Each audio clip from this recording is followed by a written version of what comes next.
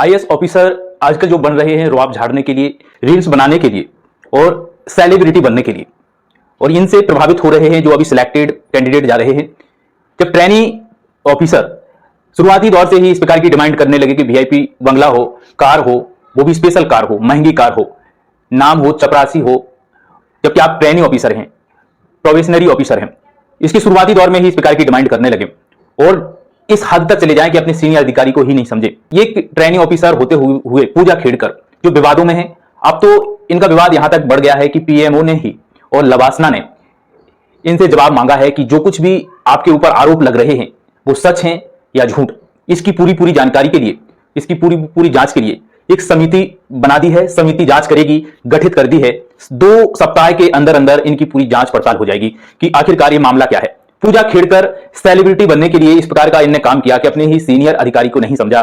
पुणे में जब ये गए, 3 जून को इनने ड्यूटी ज्वाइन की। ज्वाइन करते ही इन्होंने डिमांड रख दी कि हमें वीआईपी बंगला, गाड़ी, चपरासी, सिपाही, पर्सनल चेंबर, तमाम प्रकार की डिमांड कर दी। हद तो तब होगी जब इनने अपने सीनियर, उसी कार्यालय में, कलेक्टर कार्यालय में सीनियर अधिकारी की नेम प्लेट भी हटा दी। ये भी इन पे आरोप है। शुरुआती दौर में ही पूजा खेड़कर की डिमांड उठने लगी। तो यहां पे जो कलेक्टर हैं सुहास, इन्होंने अपनी रिपोर्ट में स्पष्ट लिख दिया कि शुरुआती दौर में ही पूजा खेड़कर ट्रेनी ऑफिसर होते हुए इस प्रकार की रवैये में है, तो इनका ट्रांसफर पुणे जिले से वाशिम जिले में कर दिया गया।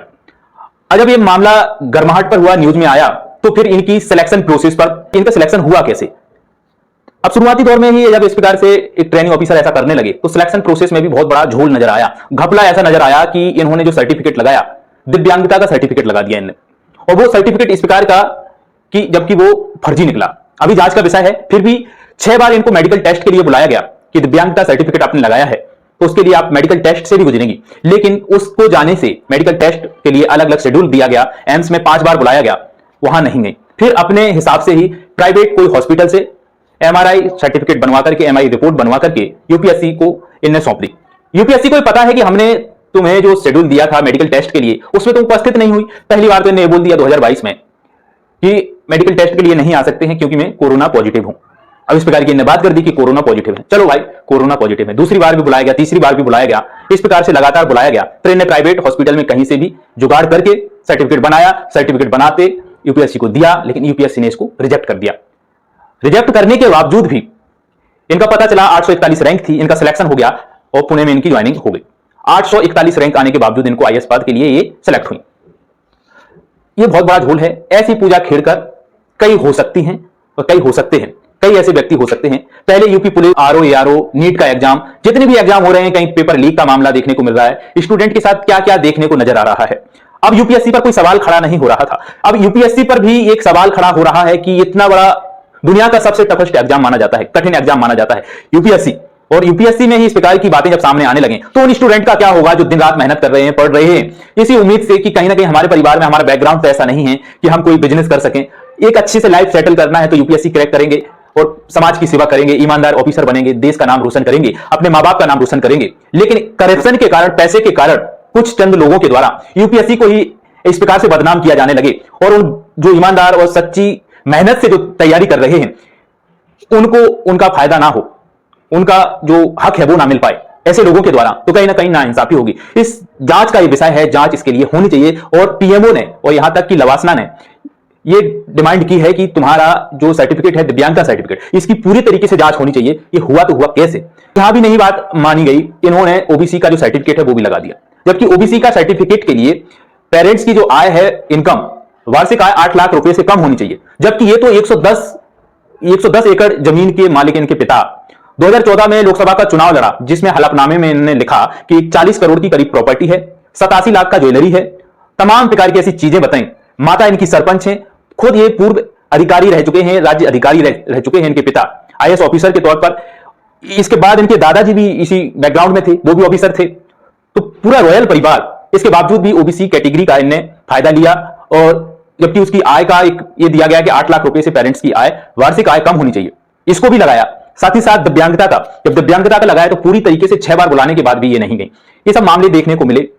इनका रुआब ऐसा था कि पर्सनल गाड़ी हो, लाल बत्ती, नीली बत्ती, इस प्रकार की चीजें, ऑडी गाड़ी जो लाखों करोड़ों की गाड़ी आती है, पर्सनल ऑडी गाड़ी इनने लाई, वो भी निजी तौर पर रजिस्टर्ड गाड़ी थी।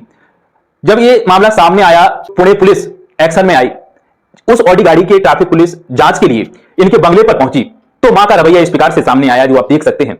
अंदर जाने नहीं दिया, परमिशन नहीं दी और वहां पर पुलिस वाले बाहर खड़े रहे कि गेट खुलेगा तो उसके बारे में जांच करेंगे, लेकिन वहां पर गेट नहीं खोला गया। पुलिस वालों ने वीडियो भी बनाए, फोटो भी ली, वहां पर बोला भी कि गेट नहीं खोला। ये जांच का विषय है। रवैया ऐसा है कि एक प्रकार से सेलिब्रिटी बनने का, अपने आप को दिखाने का।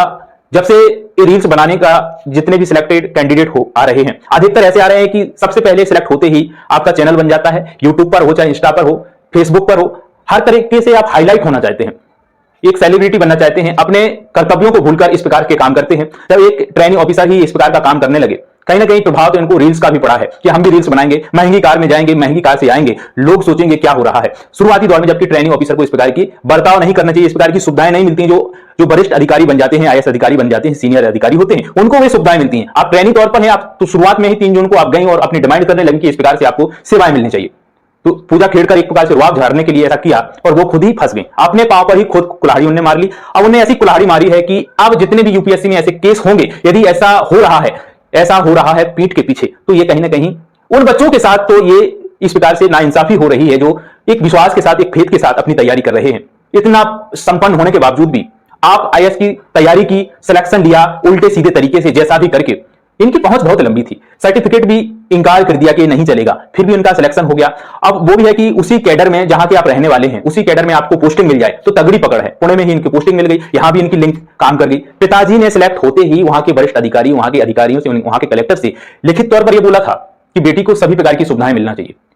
वहां पर पिताजी ने भी रुआब झाड़ा, इस प्रकार से काम हुआ, अंततः वो फंस गए। अब तो पीएमओ से, प्रधानमंत्री कार्यालय से भी डिमांड हुई और जांच कमेटी बैठी है, वो 2 सप्ताह के अंदर अंदर पूरी जांच करेगी कि ये मामला क्या है और ये मामला खुलना चाहिए, ओपन होना चाहिए। उन स्टूडेंट के लिए जो उम्मीद से पढ़ते रहते हैं, लाखों की फीस देकर कि कहीं ना कहीं परिवार को हम संभाल दें, देश को संभाल दें, सच्चा ईमानदार ऑफिसर बनकर के कहीं ना कहीं सेवा कर पाए लोगों की। लेकिन ऐसे लोगों के द्वारा सेवा क्या कर पाएंगे जब उम्मीद हर एक एग्जाम में स्टूडेंट की टूट रही है, तो उन स्टूडेंट का क्या होगा जो ऐसी मेहनत कर रहे हैं। आप क्या कहेंगे दोस्तों?